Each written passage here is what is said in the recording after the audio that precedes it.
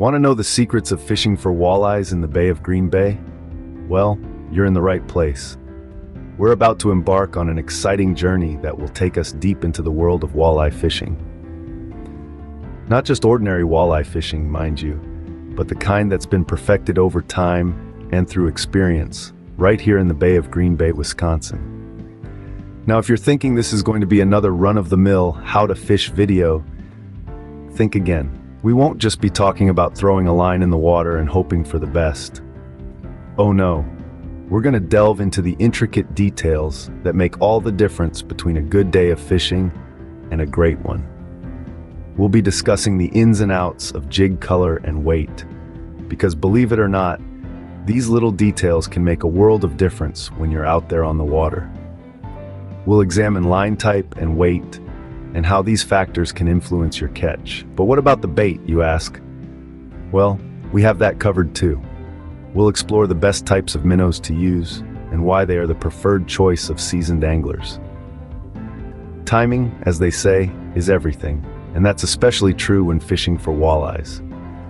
We'll talk about the best time of day or night to fish when walleyes are feeding and how you can use this knowledge to your advantage. We'll also be taking a closer look at the months of April and May and their correlation to walleye movements and patterns. This is the kind of insider knowledge that can turn an amateur into a pro. And finally, we'll discuss the best type of structure to look for, another key factor in successful walleye fishing. So, if you're ready to take your walleye fishing game to the next level, you've come to the right place. Stay tuned to discover the art of catching walleyes in the Bay of Green Bay. First things first, let's discuss jig color and weight. Now, when it comes to walleye fishing in the Bay of Green Bay, the color and weight of your jig can be as pivotal to your success as the bait itself. So, let's dive in. Let's start with color. Walleyes are visual predators. They use their sight to hunt, and this means that the color of your jig can greatly influence your catch rate. While there's no one-size-fits-all answer to the best color, there are a few reliable options. Bright colors like orange, yellow, or chartreuse can be highly effective in murky water as they're more visible. In clear water, however, more natural hues like green, black, or brown can be more appealing to walleyes. But remember, experimenting is key. Different days and different conditions might call for different colors. Now, let's talk about weight. The weight of your jig affects its movement in the water and how quickly it sinks to the bottom. When fishing in the Bay of Green Bay, the water depth can vary, and so should the weight of your jig. A rule of thumb is to use lighter jigs in shallow water and heavier ones in deeper areas. Lighter jigs, like 1/8 or 1/4 of an ounce, are ideal for shallower waters up to 10 feet deep. For depths between 10 and 20 feet, a 3/8 of an ounce jig should do the trick. And if you're fishing in water deeper than 20 feet, you might want to consider a 1/2 ounce jig or heavier. But why does this matter? Well, a jig that's too light might not reach the bottom, where walleyes often lurk. On the other hand, a jig that's too heavy could sink too fast and scare away the fish. So choosing the right weight is all about balance.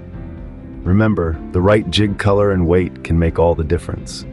It's not just about casting your line and hoping for the best. It's about understanding the behavior of the walleye and adapting your gear accordingly. So don't be afraid to experiment and find what works best for you. Now onto the line type and weight. When it comes to walleye fishing, the type and weight of your line can be a game changer. There are 3 main types of lines to consider: monofilament, fluorocarbon, and braided. Monofilament is the classic, versatile choice.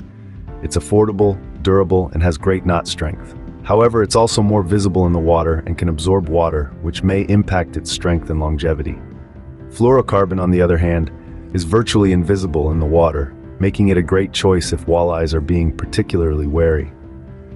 It's also more resistant to abrasion than monofilament, making it a good option if you're fishing around sharp rocks or structures.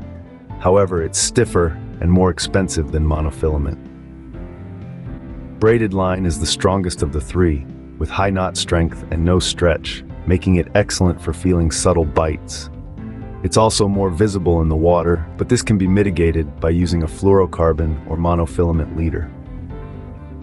Now let's talk about line weight. When jigging for walleyes in the Bay of Green Bay, a line weight of 6 to 10 pounds is usually ideal. This range provides a good balance between strength and sensitivity. A lighter line gives you a better feel for what's happening underwater and allows for more natural lure movement, but it's also more susceptible to breaking. On the other hand, a heavier line is stronger and more durable, but can make your lure move less naturally and be more visible to fish. Remember, the line you choose can greatly affect your fishing experience. A good line can help you cast further, feel bites better, and fight fish more effectively. It can mean the difference between losing a big walleye or landing it. So, experiment with different line types and weights to see what works best for you and the specific conditions you're fishing in. And remember, even the best line won't help if it's not properly maintained. So regularly check your line for nicks and abrasions and replace it when needed. Don't underestimate the importance of choosing the right line. Let's talk about bait, specifically the best types of minnows to use. Now, when it comes to walleye fishing, not all minnows are created equal. Some types are more effective than others, and understanding the differences can make all the difference in your fishing success. First up, we have the fathed minnow. These little guys are a staple in walleye fishing, and for good reason. They're hardy, easy to keep alive, and their size makes them an ideal meal for hungry walleyes. Fatheds are also readily available at most bait shops, making them a convenient option. Next on the list is the golden shiner. Bigger than fatheds, these minnows are known for their bright, reflective scales that catch the light and attract attention underwater.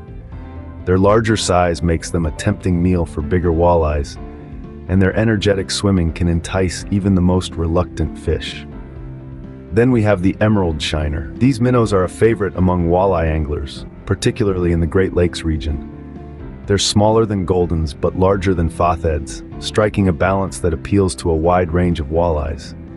Plus, their distinct emerald color and active swimming patterns can be irresistible to these predatory fish. Lastly, we have the spot-tail shiner. This minnow is a bit of a wild card, but it can be incredibly effective in the right circumstances. Spot tails are known for their unique spot at the base of their tail, which can be a visual trigger for walleyes. They're also known for their aggressive swimming, which can stir up sediment and attract curious fish. But remember, the best minnow is the one that the walleyes are feeding on at that time. So it's always a good idea to have a variety of minnows on hand. That way, you can switch up your bait if one type isn't getting the job done. Remember, the right bait can be the key to a successful fishing trip. Timing is everything. Let's discuss the best times to fish for walleyes. Picture this. You're out on the serene waters of the Bay of Green Bay, Wisconsin, your ultralight rod and spinning reel at the ready. You've got your jig and minnow, you've chosen your spot, but you're left wondering, when is the best time to fish? Walleyes, like many fish, have specific feeding habits that can dictate the most fruitful times to cast your line. So, when do these elusive creatures decide to dine? Well, it's not as straightforward as you might think. Walleyes are primarily nocturnal feeders, with peak activity during twilight hours, just after sunset and just before sunrise. They have a unique layer in their eyes called the tapetum lucidum, which reflects light and gives them a significant advantage in low-light conditions. This makes the early morning and late evening the prime time to catch these fish. However, don't pack up your gear as soon as the sun is high in the sky. Walleyes can also be active during the day, especially on overcast days or in murky waters where light penetration is limited. So if the weather seems a bit gloomy, don't be disheartened. This could be an excellent opportunity to snag a walleye. In the cooler months of April and May, walleyes tend to move into shallow waters to feed. Here they're on the hunt for their favorite meal, minnows. This migration into the shallows typically happens at night, making the early morning hours a fantastic time to try your luck. Remember, these are general guidelines. Just like us, fish don't always stick to a strict schedule. Factors like weather, water temperature, and food availability can all influence their behavior. So always be prepared to adapt and experiment with different times. With the right timing, you can maximize your chances of a good catch. Keep in mind, patience is a virtue when fishing. So sit back, relax, and enjoy the tranquility of the bay as you wait for the walleyes to bite. Let's delve deeper into understanding walleye movements and patterns in April and May. Springtime in the Bay of Green Bay in Wisconsin is a fascinating period for walleyes. As the water slowly warms up, the walleyes begin their migration towards their spawning grounds. They tend to move along the shoreline, following the contours of the lake and using structures like rock piles, sandbars, and vegetation as navigation markers. April and May are particularly important months for walleye movements. In April, the walleyes are primarily focused on spawning. The males typically arrive at the spawning grounds first, followed by the females a few days later. This period is characterized by a lot of movement as the fish are actively seeking out the perfect place to lay their eggs. Once the spawning is over, usually by the end of April, the walleye's focus shifts to feeding. This is when May comes into play. The post-spawn period sees the walleyes moving towards areas with an abundance of food. They're typically found in shallow waters during this time, feeding aggressively to regain energy lost during spawning. Understanding these movements and patterns can significantly improve your fishing strategy. For instance, during the spawning period in April, focusing your efforts on the spawning grounds can yield good results. However, it's essential to remember that walleyes can be quite elusive during this time, so patience is key. In contrast, May is an excellent time to fish for walleyes as they're in a feeding frenzy. Targeting areas with ample food sources, such as places with a high concentration of minnows, can lead to a successful fishing trip. Remember, walleyes are sensitive to light and prefer low-light conditions. Therefore, early morning, late evening, or overcast days are the best times to fish. Understanding walleyes' behavior can give you an edge in fishing. So keep these tips in mind, and you'll be well on your way to a rewarding walleye fishing experience in the Bay of Green Bay. Last but not least, it's important to know where to fish. Let's talk about the best types of structures to look for. Walleyes are creatures of habit, and they love places that offer some type of cover or structure. Whether it's a submerged log, a rocky outcrop, or a drastic change in water depth, these structures attract walleyes like magnets. But why is that? Well, these places are often teeming with smaller fish and other food sources that walleyes love. Plus, structures offer walleyes a place to hide and ambush their prey, making it easier for them to feed. Now you're probably wondering, how do I identify these structures? Good question. First off, a depth finder is an invaluable tool. It can show you changes in the bottom contour of the body of water you're fishing in, which could indicate the presence of a structure. But not all of us have access to such high-tech gear, right? Don't worry, there are other ways. You can look for birds, for instance. Birds often gather around structures because they're hunting for the same small fish that walleyes are. So if you see a flock of birds diving into the water, there's a good chance there's a structure beneath the surface. Another telltale sign is a sudden change in water color. If you're cruising along and notice the water suddenly gets darker or lighter, it could mean there's a structure below. The change in color is caused by the different types of sediment and vegetation that structures often have. And of course, don't forget about old-fashioned local knowledge. Talk to local anglers. They often know the lay of the land, or should I say water, and can guide you towards the best structures. Now remember, it's not just about finding a structure. You have to know how to fish it properly. Be patient, be observant, and always be ready to adapt. Knowing where to fish is just as important as knowing how to fish. We've covered a lot of ground today, haven't we? From the ideal jig color and weight to use when fishing for walleyes in the Bay of Green Bay, to the line type and weight that will give you the best chance of landing a big one.